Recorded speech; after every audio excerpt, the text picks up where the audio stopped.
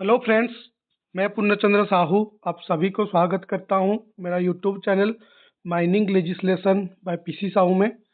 दोस्तों, आज का जो वीडियो है ये इन्वेंट्री मैनेजमेंट के ऊपर है। इस इन्वेंट्री मैनेजमेंट के ऊपर काफ़ी सारा एमसीक्यूज एग्जाम में आते हैं, चाहे वो सेकंड क्लास हो या फर्स्ट क्लास हो।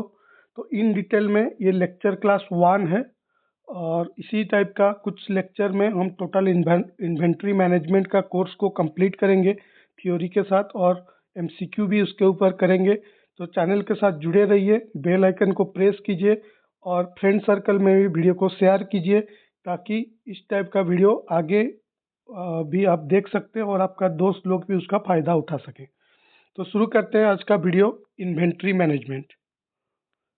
तो दोस्तों, जैसे आप जानते हैं कि इन्वेंट्री मैनेजमेंट तब करेंगे जब इन्वेंट्री क्या है हमको समझ में आएगा, क्योंकि इन्वेंट्री मैनेजमेंट का मतलब तो आपको समझ में आ गया होगा कि इन्वेंट्री को मैनेज करना है। लेकिन इन्वेंट्री मैनेज करने से पहले इन्वेंट्री क्या चीज़ है उसको जानना मतलब सबसे इम्पोर्टेंट है कि हम किसको इन्वेंट्री बोलेंगे।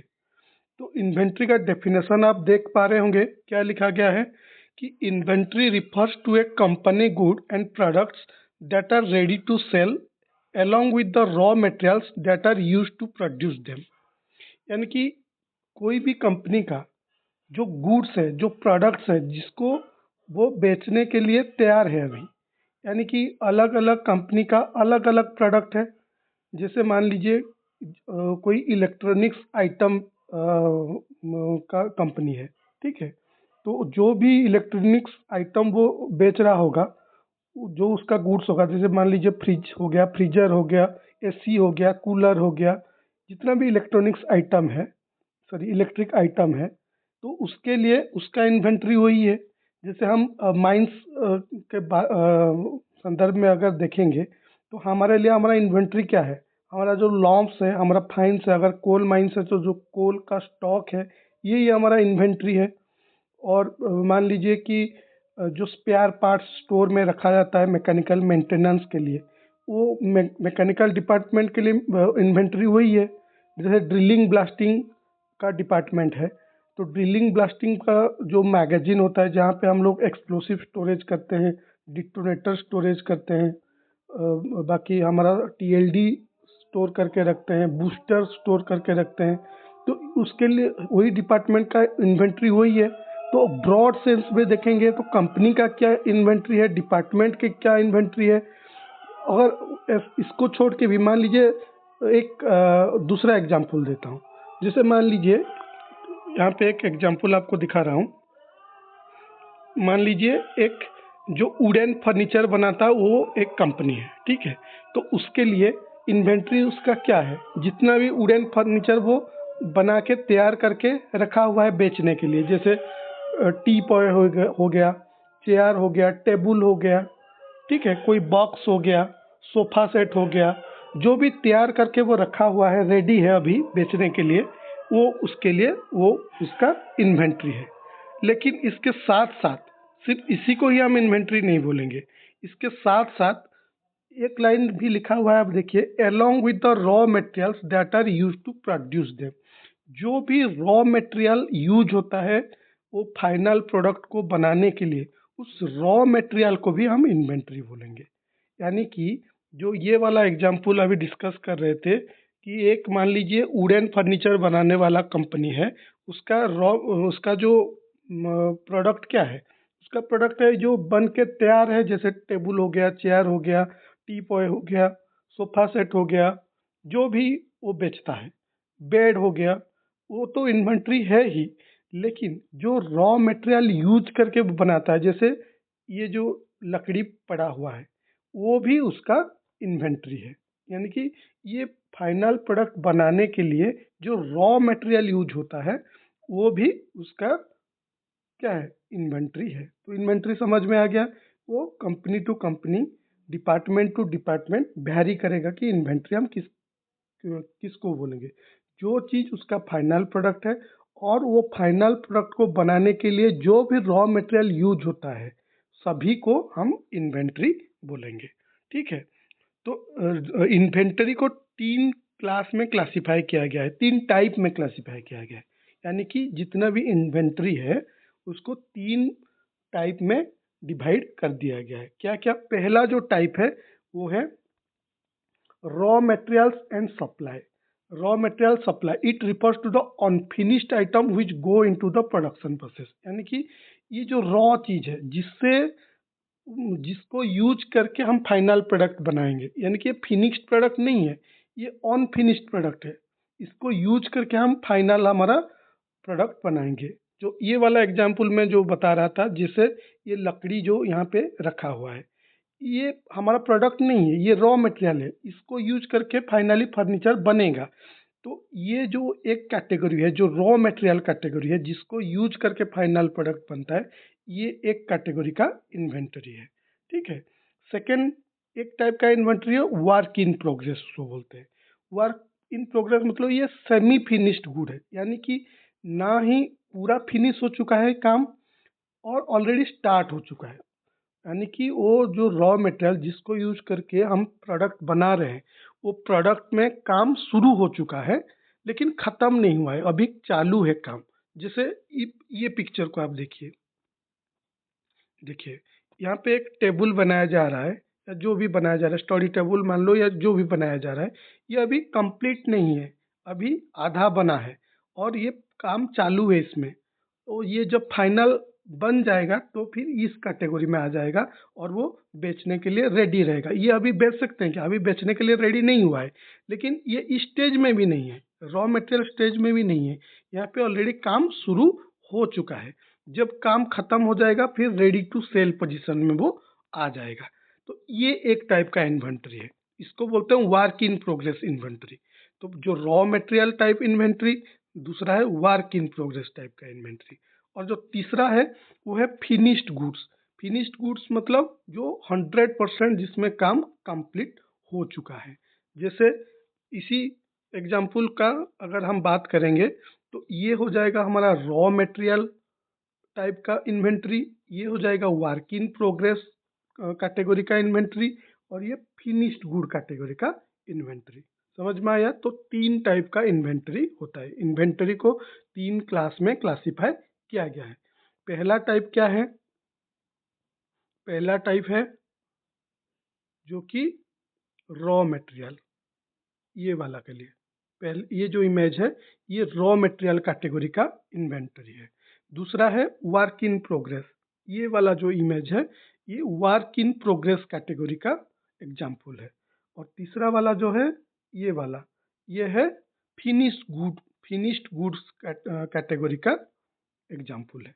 तो 3 टाइप का इन्वेंटरी होता है। इन्वेंटरी समझ में आया कि जो भी कंपनी जिस प्रोडक्ट के साथ डील करता है उसी के लिए वो हो गया इन्वेंटरी।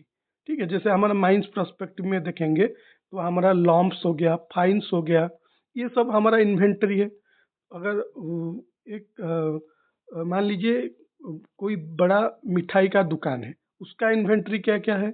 उसका इन्वेंटरी जो बन चुका है ऑलरेडी, मान लीजिए जितना भी टाइप का मिठाई है, जैसे रसगुल्ला हो गया, गुलाब जामुन हो गया, वो एक कैटेगरी का इन्वेंटरी है। और जिस रॉ मटेरियल से वो बनते हैं, बेसन हो गया, मैदा हो गया, दूध हो गया, शक्कर हो गया, वो एक कैटेगरी का इन्वेंटरी है जो रॉ मटेरियल कैटेगरी में आते हैं।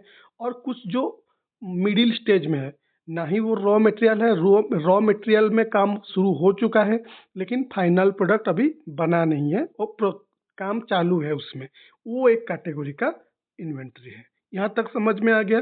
ठीक है। हम एक एक स्टेप करके समझते जाते हैं तो बहुत ही आसान है, हमको जस्ट कंसेप्ट को क्लियर करना है। इन्वेंटरी क्या है समझ में आ गया, उसका क्लासिफिकेशन समझ में आ गया। कितना टाइप का इन्वेंटरी है? 3 टाइप का। ठीक है। Raw material category, work in progress category, और तीसरा है फिनिश्ड गुड्स का कैटेगरी। ठीक है।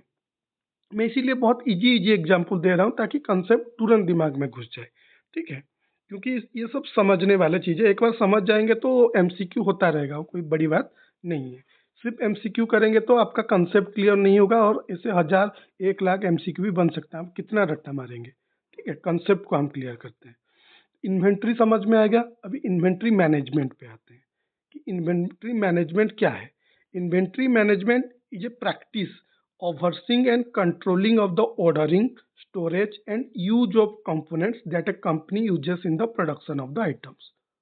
समझ में आया? नहीं समझ में आया, कोई बात नहीं। देखिए अभी अभी वो जो लकड़ी, जो वुडन फर्नीचर का एग्जाम्पल मैं दे रहा था, वो इन्वेंट्री है, समझ में आ गया। उसका मैनेजमेंट का मतलब ये है कि वो ओवरसी करना या कंट्रोल करना उसका ऑर्डरिंग, स्टोरेज एंड यूज का।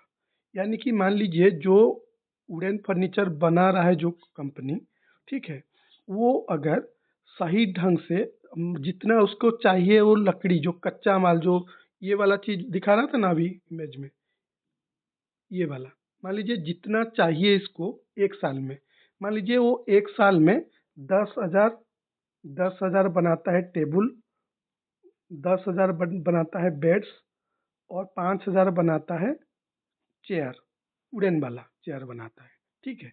तो इतना चीज बनाने के लिए जितना उसको इस टाइप का लकड़ी का पीस चाहिए, अगर उसके पास वो सफिशिएंट नहीं रहेगा, ठीक है, वो अपना प्लान नहीं करेगा, तो क्या होगा कि इतना तो डिमांड है, इसको तो बेचना है, इतना इतना बेचने से जाके वो अपना जितना भी आदमी उसमें वहाँ पे काम कर रहे होंगे उनको उनका पैसा, उनका सैलरी देने के बाद उसका फायदा वो निकालता है। तो इतना बनाने के लिए जितना लकड़ी चाहिए उसको, अगर उतना लकड़ी कहाँ से आएगा, कैसे आएगा, कहाँ मैं रखूँगा, कैसे रखूँगा, ये सब प्लानिंग नहीं करेगा, तो इतना बना पाएगा क्या? नहीं बना पाएगा।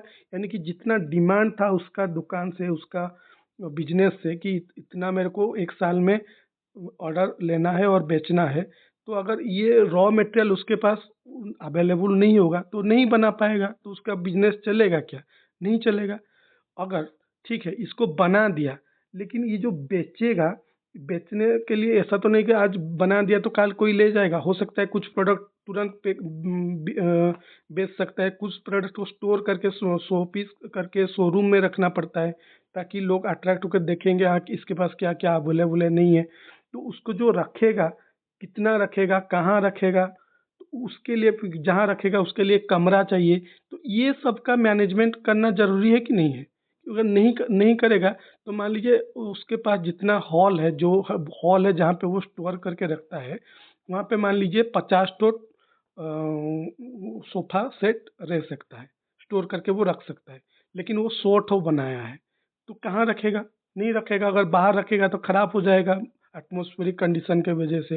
तो ये सब का जो मैनेजमेंट करना, यानी कि रॉ मटेरियल कहाँ से मंगाऊँ, कितना मंगाऊँ, और कितने, मान लीजिए एक बार रॉ मटेरियल हो सकता है जिस डिस्ट्रिक्ट में उसका बिजनेस है उस डिस्ट्रिक्ट में ये रॉ मटेरियल नहीं मिलता है, ये लकड़ी का पीसेस नहीं मिलता है, वो दूसरा एक डिस्ट्रिक्ट से या दूसरा स्टेट से मंगाता है, ठीक है।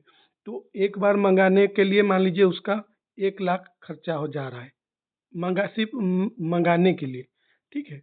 तो मान लीजिए 1 लाख खर्चा जा रहा है, उसका ट्रांसपोर्टेशन, बाकी लेबर चार्ज, सब पेपर वर्क, सबके लिए 1 लाख खर्चा हो रहा है एक ऑर्डर के लिए। तो साल में कितना ऑर्डर करूं, कितना ना करूं, मैं एक साथ अगर पूरा 1 लाख, पूरा जितना साल भर के लिए चाहिए लकड़ी, अगर एक बार मैं ले आऊं और उतना बना नहीं पाऊं, बारिश के सीजन में वो भीग जाएगा तो खराब हो जाएगा, तो फिर लॉस है। तो कितना मंगाऊं कि मैं अच्छे से उसको होल्ड करके रख सकूं, यानी कि कैरी करके रख सकूं, मेरे पास कितना स्पेस है, या फिर कहाँ भाड़ा भाड़ा में कहीं पे रखना है। तो ये जो सब मैनेजमेंट है इसको बोलते हैं इन्वेंट्री मैनेजमेंट, ठीक है। ये नहीं करेंगे तो बिजनेस हमारा नहीं चलेगा, ठीक है। तो समझ में आ गया इन्वेंट्री मैनेजमेंट क्या है। अपना फिनिश्ड प्रोडक्ट हो या फिर जो वर्क इन प्रोग्रेस वाला प्रोडक्ट कैटेगरी का जो इन्वेंट्री हो, या फिर जो रॉ मटेरियल कैटेगरी का इन्वेंट्री हो, वो कहाँ आएगा, कितना आएगा, क्वांटिटी आएगा, कहाँ रखा जाएगा, उसका कैसे मेंटेनेंस होगा, ये जो सब मैनेजमेंट है इसको बोलते हैं इन्वेंट्री मैनेजमेंट। समझ में आया डेफिनेशन? ये हो गया इन्वेंट्री मैनेजमेंट का डेफिनेशन। इन्वेंट्री को कंट्रोल करना बहुत जरूरी है। अगर जैसे मैं बोला कि मान लो कि जितना, मान लीजिए 10,000 बेचना है बेड एक साल में, उसका टारगेट है, ठीक है। बहुत बड़ा कंपनी है और उसका पूरा ऑल ओवर एक स्टेट में पूरा चलता है, आउट ऑफ स्टेट भी जाता है उसका माल, और वो 10,000 ठो बेड बेचता है, उसका ये है टारगेट 1 साल में बेचना है। तो उसके लिए जितना उस चाहिए रॉ मटेरियल, जितना लकड़ी का टुकड़ा उसको चाहिए, वो कहाँ से लाएगा उतना? फिर अब वो अगर ले आएगा रखने के लिए, उसके पास जगह नहीं है, कहीं पे भाड़ा में हॉल लेके वहाँ डाल के रखा हुआ है, उसमें जितना रॉ मटेरियल चाहिए वहाँ रखने के लिए उतना स्पेस है कि नहीं? इसीलिए इन्वेंट्री कंट्रोल करना ज़रूरी है। जैसे मान लो एक छोटा-सा दुकान है, ठीक है? एक छोटा-सा दुकान है आपका गाँव में, और एक टाउन में एक बड़ा-सा दुकान है। ये इसके पास जितना बिस्किट पैकेट ये रखता है, मान लीजिए ब्रिटानिया बिस्किट ये रखता है। तो ये इसके पास ये मान लो 4 पेटी ब्रिटानिया बिस्किट रख पाता है 4 कार्टून में। ठीक है, 4 कार्टून में जितना बिस्किट पैकेट आता है इतना रखने के लिए इसका दुकान में जगह है। क्योंकि बाकी चीज़ में भी सब रहेगा ना, दूसरा जो किराना आइटम। अगर बड़ा वाला एक दुकान जो शहर में है, मान लीजिए वो एक साथ 100 पेटी रखने के लिए उसके पास है। तो ये मान लीजिए 100 पेटी मंगा लेगा तो रखने पर जगह नहीं है। लेकिन इसके पास मान लीजिए इसका खरीदारी बहुत अच्छा हो रहा है इस दुकान में। चाहिए इसको, ये जो 100 पेटी में जितना माल होगा उतना माल भी ये भी बेच लेता है, लेकिन इसके पास रखने के लिए जगह नहीं है। तो कितना मंगाऊँ, कहाँ से मंगाऊँ? अगर ये सब कंट्रोल नहीं करेगा तो क्या होगा, उसका बिजनेस रन नहीं कर सकता। तो इसलिए इन्वेंट्री मैनेजमेंट करना बहुत ज़रूरी है। ठीक है, ये तो ठीक है खाली फिनिश्ड प्रोडक्ट बेच रहा है, लेकिन जैसे वो लकड़ी का एग्जांपल मैं दिया, वुडन फर्नीचर का जो दुकानदार वाला, उसको क्या-क्या चीज़ देखना होगा? जो फिनिश बन चुका है, जो सोफ़ा सेट, टेबल, चेयर बन चुका है, उसको कहाँ रखूँगा, कितना रख पाऊँगा, उसको कंट्रोल करना ज़रूरी है। उसके बाद फिर जो काम चालू है, जो टेबल बन रहा है, जो मिस्त्री लोग बना रहे हैं, जो जो वो लोग जो जहाँ पे काम करने के लिए उनको जहाँ पे हॉल मिला है, कितना मिस्त्री एक साथ, मान लीजिए 50 ठो मिस्त्री एक हॉल में काम कर पाए हैं, लेकिन हमको ऑर्डर ज़्यादा उसके पास है, उससे ज़्यादा मतलब काम करना पड़ेगा, तो फिर कहाँ रखूँगा मैं? जो जो ऐसा तो नहीं, जो बनता है बेड बनता है या फिर सोफ़ा सेट बनता है तो उसका एक-एक पीस बना के वो लोग पहले सेपरेट-सेपरेट करके रखते हैं, फिर बाद में जोड़ते हैं। तो ये सब काम करने के लिए उसके पास स्पेस है कि नहीं? या फिर जो रॉ मटेरियल जो है, जो लकड़ी का लकड़ी का जो उसको क्या बोलते हैं, एक पर्टिकुलर वर्ड है उसको, जो लकड़ी का टुकड़ा जिससे बनता है, जो रॉ मटेरियल बोल रहा हूँ, लॉग, वुड लॉग शायद बोलते हैं, लॉग। तो वो रखने के लिए का कितना स्पेस है मेरे पास, ये सब जो कंट्रोल करने का जो प्रोसेस है, उसी को ही बोलते हैं इन्वेंट्री मैनेजमेंट। ठीक है, समझ में आया इन्वेंट्री क्या है, इन्वेंट्री मैनेजमेंट क्या है? तो अच्छा, इन्वेंट्री मैनेजमेंट करने का ऑब्जेक्टिव क्या है, ये करने से क्या होगा? अभी सब कुछ मैं बताया, ठीक है। ये इन्वेंट्री मैनेजमेंट करने से क्या होता है कि to avoid excess excess and shortage of inventory. ऐसा ना हो कि हमारे पास शॉर्ट पड़ रहा है इन्वेंट्री, ऐसा ना हो कि एक्सेस हो रहा है। शॉर्ट पड़ने से भी दिक्कत है, शॉर्टेज होने से भी दिक्कत है, और एक्सेस होने से भी दिक्कत है। शॉर्टेज होने से क्या दिक्कत है? शॉर्टेज होने से हमारा जितना एनुअल टारगेट है फुलफिल नहीं कर पाएंगे। मान लीजिए हमारा एनुअल टारगेट है 50,000 बेड, ठीक है, इतना बनाना है। हम एक वुडन फर्नीचर का बिजनेस है हमारा, 50,000 बेड 1 साल में हमको बनाना है, ठीक है। लेकिन इसको बनाने के लिए जितना रॉ मटेरियल चाहिए, जितना लकड़ी का ये चाहिए, ठीक है, उतना अगर नहीं हम दे पाएंगे तो शॉर्टेज हुआ, शॉर्टेज होने से हम एनुअल टारगेट को अचीव नहीं कर पाएंगे। ठीक है, अगर एक्सेस हो जाएगा तो क्या दिक्कत है? शॉर्टेज में तो समझ में आया, एक्सेस हो जाने से काफ़ी सारा दिक्कत है। पहला दिक्कत तो ये है कि अगर उसको ले भी आए तो रखेंगे कहाँ? क्योंकि बाहर रखेंगे तो वहाँ पे एटमॉस्फेरिक कंडीशन की वजह से उसका क्वालिटी ख़राब हो जाएगा, भीग जाएगा तो फूल जाएगा, काफ़ी सारा प्रॉब्लम है, रखने के लिए जगह नहीं है। दूसरा चीज़ है, मान लीजिए आप एक्सेस मँगा लिए, अभी मान लीजिए 5,000 पर पीस में आप खरीदे, एक एग्जांपल दे रहा हूँ, 5,000 पर पीस में खरीद रहे हैं, खरीद लिए अभी, लेकिन हो सकता है 2 महीना बाद वही सेम चीज़ 4,000 में मिल रहा था, आपको पता चला। तो यहाँ तो 1,000 आपका लॉस हो गया ना, इतना सारा खरीद लिए। ठीक है, इकोनॉमिक ऑर्डर क्वांटिटी, अगर ईओक्यू एक चीज़ है, बाद में डिस्कस करेंगे। अगर जितना चाहिए उतना मँगाए तो ठीक है, जित जो हो गया, फिर बाकी जब खरीदेंगे उस टाइम में हम कम प्राइस में खरीदेंगे। लेकिन अगर पूरा एक लॉट में ज़रूरत से ज़्यादा खरीद लिए हैं, मतलब एक्सेस खरीद लिए हैं, तो इतना पैसा तो आपका डूब गया अननेसेसरी, जो कि कम पैसे में हो सकता था, तो आपका बिजनेस तो गया। तो एक्सेस होने में भी दिक्कत है इन्वेंट्री, शॉर्टेज होने में भी दिक्कत है। ठीक है, तो इन्वेंट्री मैनेजमेंट करने से ये चीज़ को हम कंट्रोल कर पाएंगे, जैसे एक्सेस भी ना होगा, शॉर्टेज भी ना होगा। ठीक है, और जो कॉस्ट इसके पीछे लगा हुआ है, देखिए कोई भी चीज़ मंगाते हैं तो 3 टाइप का कॉस्ट लगता है। इसके बारे में आगे डिस्कस करेंगे नेक्स्ट सेशन में इन डिटेल में, कि क्या क्या इन्वॉल्व रहता है कॉस्ट, कैरिंग कॉस्ट क्या है, उसका मेंटेनेंस कॉस्ट क्या है, ऑर्डरिंग कॉस्ट क्या है, परचेजिंग कॉस्ट क्या है, सब चीज़ के बारे में इन डिटेल में डिस्कस करेंगे। ये सब इन्वेंट्री मैनेजमेंट का एक एक पार्ट है। ठीक है, तो कॉस्ट को भी हम कंट्रोल कर पाएंगे।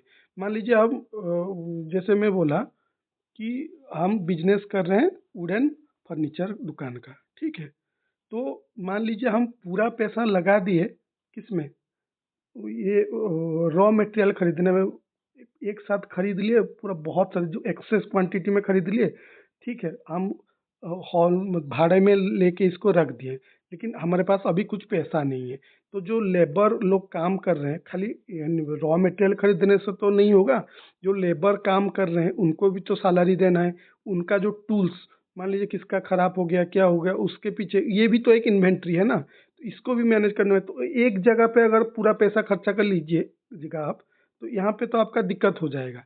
तो कॉस्ट भी ऑप्टिमाइज हो जाता है, जो सबसे मतलब बहुत मतलब एक इम्पोर्टेंट ऑब्जेक्टिव है इन्वेंट्री मैनेजमेंट का। ठीक है, तो जो हम इन्वेंट्री मैनेजमेंट करते हैं उसका ऑब्जेक्टिव क्या क्या है, मतलब वो करके हम क्या हासिल कर लेंगे इन्वेंट्री मैनेजमेंट। अभी तो खाली एक दो चीज़ सामने में आ रहा है कि नहीं, एक्सेस ना हो जाए इन्वेंट्री या शॉर्टेज ना हो जाए, एक चीज़ ये आया। दूसरा चीज़ समझ में आ रहा है कि नहीं, कॉस्ट भी हमको ऑप्टिमल हो जाता है कि किस इन्वेंट्री में कितना पैसा खर्चा करेंगे, उसका मैनेजमेंट हो जाता है। यही दो ही दिख रहा है अभी फ़िलहाल तक, लेकिन ऐसे बहुत सारे ऑब्जेक्टिव है जिस जिसको अचीव होता है इन्वेंट्री मैनेजमेंट करके। क्या क्या देखते हैं कि इन्वेंट्री मैनेजमेंट का क्या क्या ऑब्जेक्टिव है। दो टाइप का ऑब्जेक्टिव होता है इन्वेंट्री मैनेजमेंट का। एक तो ऑपरेटिव ऑब्जेक्टिव, ऑपरेटिंग ऑब्जेक्टिव मतलब जो एक्टिविटी में जो फर्क मतलब जो फायदा मिलता है, जो एक्टिविटी में फायदा मिलता है वो हो गया ऑपरेटिंग ऑब्जेक्टिव। जैसे कि continuous supply of materials ensure हो जाता है, यानी कि जैसे वुडन फर्नीचर वाला एग्जांपल में अगर हम इन्वेंट्री मैनेजमेंट करेंगे, तो हमारा जो साल में टारगेट है कि 50,000 बेड को हमको सप्लाई करना है। तो अगर हम इन्वेंट्री मैनेजमेंट प्रॉपर करेंगे तो ये अचीव कर पाएंगे कंटिन्यूस सप्लाई। ऐसा नहीं कि 4 महीना अच्छे से हम सप्लाई कर लिए, बाकी के लिए फिर हमारा पास इन्वेंट्री ही नहीं है बेचने के लिए। ऐसा नहीं कि एक कुछ कर लिए, फिर ऐसा होगा तो हमारा साल भर का टारगेट अचीव हम नहीं कर पाएंगे। तो continuous supply of material target को हम अचीव कर पाते हैं इन्वेंट्री मैनेजमेंट करके। और क्या, ऑन इंटरप्टेड प्रोडक्शन प्रोसेस, मान लीजिए आप काम कर रहे हैं लेकिन रॉ मटेरियल अवेलेबल आपके पास नहीं है, पहुंच नहीं पाया, तो काम तो डिस्टर्ब हो जाएगा, बंद हो जाएगा। फिर जब रॉ मटेरियल आएगा फिर काम चालू होगा। तो ऑन इंटरप्टेड प्रोडक्शन प्रोसेस को इन्वेंट्री मैनेजमेंट इंश्योर करता है। ठीक है, और risk and losses incurred due to shortage of inventory, अगर आप इन्वेंट्री में शॉर्टेज हो जाएगा तो आपका लॉस नहीं होगा। क्या, इन्वेंट्री शॉर्टेज होगा मान लीजिए, और जो वुड का लॉक्स पड़ा हुआ है जितना आपको चाहिए उतना अगर आपके पास नहीं मिला, तो आप फाइनल प्रोडक्ट नहीं बना पाएंगे, टेबल चेयर नहीं बना पाएंगे तो नहीं बेच पाएंगे, तो आपका फाइनेंशियल लॉस हुआ कि नहीं। तो जो रिस्क इन्वॉल्व होता है कि हमारा इन्वेंट्री शॉर्टेज के वजह से, उससे बचाता है, उसको मिनिमाइज कर पाता है इन्वेंट्री मैनेजमेंट करने से। बेटर कस्टमर सर्विस, अगर कस्टमर को सही टाइम में उसका रिक्वायरमेंट के हिसाब से हम प्रोडक्ट पहुंचा दिए, तो वो तो खुश हुआ, तो हमारा बिजनेस बढ़ेगा कि क्या घटेगा, बढ़ेगा। तो कस्टमर सेटिस्फेक्शन को भी इंश्योर करता है। अवॉइडिंग स्टॉक आउट डेंजर, यानी कि जो जितना हमारे पास रहना चाहिए इन्वेंट्री, वो जैसे हमेशा हमारे पास अवेलेबल है, ज़रूरत के हिसाब से हमारे पास अवेलेबल है, वो हम इंश्योर कर पाते हैं। ठीक है, तो ये सब है ऑपरेटिंग ऑब्जेक्टिव्स, ऑपरेशन रिलेटेड जो ऑब्जेक्टिव्स है। बाकी और एक टाइप का एक ऑब्जेक्टिव है जो फाइनेंशियल ऑब्जेक्टिव, यानी कि वो सब जो अभी डिस्कस किए वो तो ऑपरेटिंग टाइप का था। फाइनेंशियली क्या क्या हमको बेनिफिट मिलता है इन्वेंट्री मैनेजमेंट करके, पहले तो to minimise the capital investment in the inventory. Capital investment को कैसे मिनिमाइज करता है, जैसे मैं बोला, देखिए मान लीजिए आपके पास, एक एग्जांपल देता हूँ, 1 लाख रुपया है, ठीक है। आप आपका इन्वेंट्री क्या है, जैसे वो वही वुडन फर्नीचर को ही हम रखते हैं, उसी से ही सब कुछ समझ में आ जाएगा। मान लीजिए आपके पास कितना है पैसा, आपके पास मान लीजिए 1 लाख है, ये आपका टोटल बजट है, इतना ही, इतने से आपको बिजनेस करना है, ठीक है। तो जो वुडन लॉक्स आपको खरीदना है, बाकी जो लेबर जो मिस्त्री लोग काम करें उनको सैलरी देना है, उनका टूल टैकल सप्लाई करना है, और इसके बाद जो फाइनल प्रोडक्ट बनेगा उसको बेचना है, ठीक है। तो मान लीजिए आप ये वुड लॉक्स को खरीदने में बहुत सारा पैसा लगा दिए, इन्वेंट्री मैनेजमेंट नहीं किए, इसको आप बहुत सारा खरीद लिए, तो 1 लाख से मान लीजिए 80,000 या 60,000 चला गया, बहुत ज़्यादा, जो कि ज़रूरत ही नहीं था। आप खाली बोले कि नहीं ठीक है, हमको हम पड़े रहने देते हैं, फिर इसको यूज़ तो करेंगे ही, करके यहाँ लगा दिए। तो ना सैलरी दे पाएंगे, ना ना सैलरी दे पाएंगे, ना उनका टूल टैकल्स कभी ज़रूरत पड़ा तो ना चेंज कर पाएंगे, तो उसके लिए फिर आपको लोन करना पड़ेगा। तो जितना इतना में जो एडजस्ट हो जाना चाहिए था, आपको फिर एक्स्ट्रा कैपिटल इन्वेस्टमेंट करना पड़ा। तो इसको मिनिमाइज कर पाता है अगर हम लोग इन्वेंट्री मैनेजमेंट करते हैं तो। टू मिनिमाइज इन्वेंट्री कॉस्ट, वही चीज़ मैं बोला कि अगर इन्वेंट्री अगर जितना ज़रूरत है उतना हम एक्सेस ना करके अननेसेसरी खरीदेंगे, या फिर जितना ज़रूरत है उससे कम खरीदेंगे, तो हमारा प्रोडक्शन लॉस हो सकता है, या फिर एक्सेस होगा तो अननेसेसरी इसको रखने के लिए कोई एक भाड़े में हमको घर लेना पड़ेगा जहाँ पे इसको स्टोर करके रखेंगे। तो ये सब जो अननेसेसरी इन्वेंट्री कॉस्ट, उसको भी मिनिमाइज करता है इन्वेंट्री मैनेजमेंट करने से, ठीक है। Economy in purchase, economy in purchase यानी कि एक साथ मान लीजिए, फॉर एग्जांपल मान लीजिए आपको जैसे मैं बोला, मान लीजिए कि आप पेपर का बिजनेस कर रहे हैं, ठीक है। तो मान लीजिए एक कंपनी का पेपर 160 रुपया पर पैकेट में आप खरीद रहे हैं, ठीक है, 160 में खरीद रहे हैं और 200 में बेच रहे हैं, 40 रुपया प्रॉफिट लेके। तो ये 160 रुपया वाला पेपर, मान लीजिए आप ज़रूरत से ज़्यादा बहुत सारा खरीद के गोडाउन में रख दिए हैं, ठीक है। ये तो ऑलरेडी आप खरीद चुके हैं, इसके बाद आपको पता चला है कि और एक कंपनी 150 में वही सेम चीज़ दे रहा है। तो अगर आप इस टाइम में ज़्यादा ना खरीदते, ज़रूरत के हिसाब से खरीदते, तो बाद में हर पैकेट में 10-10 रुपया का एक्स्ट्रा मुनाफा आपको मिल सकता था। लेकिन जो कि आप क्योंकि ऑलरेडी खरीद दिए हैं, इसीलिए इस यहाँ पे आपको घाटा सहना पड़ रहा है कि नहीं, तो बिजनेस लॉस हुआ कि नहीं। तो ये इकोनॉमी इन परचेज में भी हेल्प करता है इन्वेंट्री मैनेजमेंट।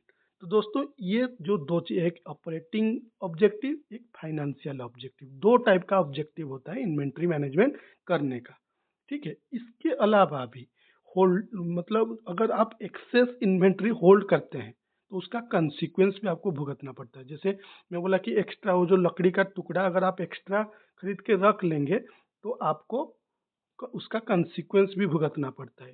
क्या कंसिक्वेंसेस है? Unnecessary investment of fund and reduction in profit. Unnecessary आप अगर खरीद के रखें तो प्रॉफिट आपका कम हो जाएगा।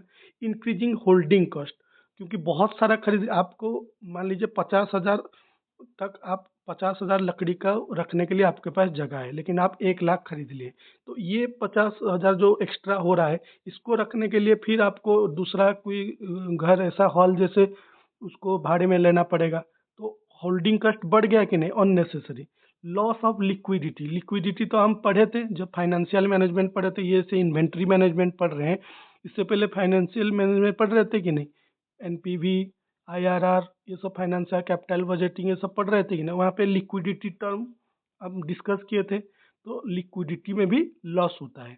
डिटोरिएशन ऑफ इन्वेंट्री, मान लीजिए आप रख लिए, जैसे मैं बोला कि 50,000 आपको चाहिए, लेकिन 1 लाख वुडन का पीस आप खरीद के रख लिए, तो डिटोरिएशन नहीं होगी, क्योंकि आप तो इतना तो यूज नहीं कर पाएंगे, आप तो, आपका रिक्वायरमेंट है साल में 50,000, लेकिन आप खरीद लिए हैं 1 लाख, तो एक्स्ट्रा जो 50,000 ठीक है, आप पैसा खर्चा करके एक घर घर भाड़ा में लेके वहाँ पे स्टोर करके रख दिए, लेकिन उसका क्वालिटी डिटोरिएशन नहीं हुआ क्या? क्योंकि टाइम के साथ हर चीज़ डिटोरिएट होता है, तो उसका क्वालिटी धीरे धीरे खराब हो जाएगा, तो आपका लॉस हुआ कि नहीं? तो ये अगर एक्सेस इन्वेंट्री आप रखते हैं तो इस टाइप का कंसिक्वेंस आपको भुगतना पड़ता है। तो इसीलिए इन्वेंट्री मैनेजमेंट करना जरूरी है। Clear concept? क्लियर क्या है इन्वेंट्री, इन्वेंट्री मैनेजमेंट क्यों करते हैं, उसका करने का पीछे ऑब्जेक्टिव आपका क्या है, एक्सेस इन्वेंट्री रखेंगे तो आपका क्या लॉस होगा, ये सब समझ में आया? अभी तक पूरा फंडा क्लियर? ठीक है, नेक्स्ट बढ़ते हैं। अभी कैसे करेंगे, सब तो समझ में आ गया, लेकिन ये इन्वेंट्री मैनेजमेंट कैसे करेंगे? इन्वेंट्री मैनेजमेंट करने का काफ़ी सारा टेक्निक है, ठीक है। जो टेक्निक जिसको अच्छा लगा वो टेक्निक यूज कर सकता है, या मिक्स करके भी कर सकता है, लेकिन वो टेक्निक को समझना जरूरी है, ठीक है। वो टेक्निक के बारे में जानकारी रखना जरूरी है, और वो टेक्निक यूज करके हम इन्वेंट्री मैनेजमेंट कर सकते हैं। इन्वेंट्री मैनेजमेंट का मतलब इन्वेंट्री को कंट्रोल करना, कंट्रोल करना मतलब हमारा ज़रूरत हिसाब से हमारे पास इन्वेंट्री रहे, एक्सेस ना हो या फिर कम भी ना हो, यानी कि हमको शॉर्टेज भी ना हो इन्वेंट्री का और एक्सेस भी ना हो, जिसके बदले हमको फाइनेंशियल और ऑपरेशनल लॉस सहना पड़े। ये है तो इन्वेंट्री मैनेजमेंट का ऑब्जेक्टिव। तो क्या क्या टेक्निक है? 2 टाइप का टेक्निक है, ठीक है। इन्वेंट्री मैनेजमेंट करने का 2 टाइप का, एक मॉडर्न टेक्निक और एक ट्रेडिशनल टेक्निक। मॉडर्न टेक्निक मतलब जो रिसेंटली इवॉल्व हुआ है। मॉडर्न टेक्निक्स में जैसे ईओक्यू बहुत इंपॉर्टेंट है, एग्जाम में हमेशा इसके ऊपर आता है। ईओक्यू क्या है, उसका फार्मूला क्या है, कैसे निकालते हैं, सब कुछ हम डिटेल में पढ़ेंगे, ठीक है। इकोनॉमिक ऑर्डर क्वांटिटी, ईओक्यू का मतलब है इकोनॉमिक ऑर्डर क्वांटिटी, ये एक मॉडर्न टेक्निक है। कैसे करते हैं इसको यूज करके इन्वेंट्री मैनेजमेंट, इन डिटेल में बात करेंगे, ठीक है। रीऑर्डर पॉइंट, आरओपी, आरओपी मतलब रीऑर्डर पॉइंट, ये एक मॉडर्न टेक्निक है। फिक्सिंग स्टॉक लेवल काफ़ी सारा होता है, जैसा मिनिमम स्टॉक लेवल क्या है, रीऑर्डरिंग लेवल क्या है, इसके ऊपर तो काफ़ी सारा एग्जाम में क्वेश्चन आता है। आप अगर एग्जाम पैटर्न जो लोग इससे पहले वाला 2024 वाला एग्जाम देती है, 2025 का जो पिछले वाला एग्जाम जो लोग दिए होंगे उनको पूछिएगा, तो इन्वेंट्री मैनेजमेंट बहुत ही इंपॉर्टेंट है सेकंड क्लास या फर्स्ट क्लास एग्जाम के लिए, क्योंकि उसमें से काफ़ी सारा एग्जाम आता है। रीऑर्डरिंग लेवल क्या है, मिनिमम स्टॉक लेवल क्या है, ईओक्यू क्या है, इकोनॉमिक ऑर्डर क्वांटिटी क्या है, स्टॉक क्या है, बफर स्टॉक क्या है, ये सब चीज़ बहुत मतलब कॉमन है, एग्जाम में आता है, तो इसका कंसेप्ट क्लियर होना बहुत ज़रूरी है, ठीक है। फिर फिक्सिंग ऑफ स्टॉक लेवल में काफ़ी सारा लेवल है, जैसे रीऑर्डरिंग लेवल हो गया, मिनिमम स्टॉक लेवल हो गया, इस सब के बीच में डिफरेंस क्या है, ये सब आपको मतलब कंसेप्ट क्लियर होना चाहिए, और हम एक एक करके सबका कंसेप्ट क्लियर जरूर करेंगे, ठीक है। नेक्स्ट सिलेक्टिव इन्वेंट्री कंट्रोल, जैसे 4 टाइप का एनालिसिस है, एबीसी एनालिसिस, ये तो एग्जाम में आता ही आता है। जो लोग एग्जाम दे चुके हैं, अटेम्प्ट कर चुके हैं, उनको आप अगर पूछिएगा तो ये एक बहुत ही कॉमन क्वेश्चन है, आते ही आते हैं, मतलब ये जरूर आएगा एग्जाम में। एबीसी एनालिसिस क्या है, VED एनालिसिस क्या है, SDE एनालिसिस क्या है, FSN एनालिसिस क्या है, ये सबको हमको इन डिटेल में पढ़ना होगा। काफ़ी इजी है, आसान है, जस्ट कंसेप्ट क्लियर हो जाएगा तो सब कुछ आपको इजी लगेगा, ठीक है। नेक्स्ट आगे बढ़ते हैं। ये हो गया मॉडर्न टेक्निक, और कुछ टेक्निक है जो ट्रेडिशनल टेक्निक है, और वो ट्रेडिशनल टेक्निक उतना अभी यूज में नहीं है, ठीक है। अगर ज़रूरत होगा तो हम पढ़ेंगे। अगर आप लोग कमेंट बॉक्स में लिखिएगा कि नहीं इसको भी पढ़ना है तो पढ़ लेंगे, लेकिन मॉडर्न टेक्निक आजकल यूज हो रहा है और जो कि एग्जाम में आते हैं उसको इन डिटेल में पढ़ेंगे। और इस जो ट्रेडिशनल टेक्निक जितना है, जैसे inventory control ratio, two bin system, perpetual inventory system, periodic order system, ये सब ट्रेडिशनल मेथड है, ये अभी उतना यूज में नहीं आता है, सब लोग मॉडर्न टेक्निक को ही अप्लाई करते हैं। लेकिन अगर आपका कंसेप्ट क्लियर कर लिया, अगर आप लोग कमेंट बॉक्स में लिखिएगा तो मैं ज़रूर इसको भी पढ़ा दूंगा, ठीक है दोस्तों। तो दोस्तों आज के लिए इतना ही, नेक्स्ट वीडियो में हम लोग डिटेल में बात करेंगे जो मॉडर्न टेक्निक है, इकोनॉमिक ऑर्डर क्वांटिटी क्या है, डिफरेंट लेवल क्या है, सबका फार्मूला एग्जाम्पल के साथ सब कुछ डिटेल में डिस्कस करेंगे। मेरे चैनल के साथ जुड़े रहिए, बेल आइकन को प्रेस कीजिए और नेक्स्ट पार्ट जल्दी चाहते हैं तो कमेंट बॉक्स में ज़रूर कमेंट करके बताइए। इसी के साथ धन्यवाद।